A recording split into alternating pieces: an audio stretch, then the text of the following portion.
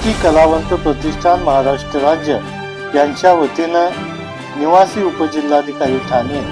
व निवासी नायब तहसीलदार उल्हासनगर यांना वृद्ध कलावंतांच्या समस्याबाबत विविध मागण्यांचे निवेदन देण्यात आले। या निवेदनामध्ये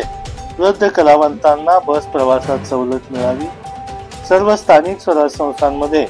जिल्हा परिषदेच्या शेष फंडातून कलावंतांना आवश्यक वाद्य व साहित्याचे वाटप करावे, आमदार निधीतून सर्व तालुक्यात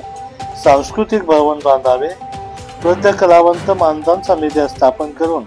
कला क्षेत्रातील अनुभवी व सामाजिक क्षेत्रातील कलावंतांच्या नियुक्त्या कराव्यात,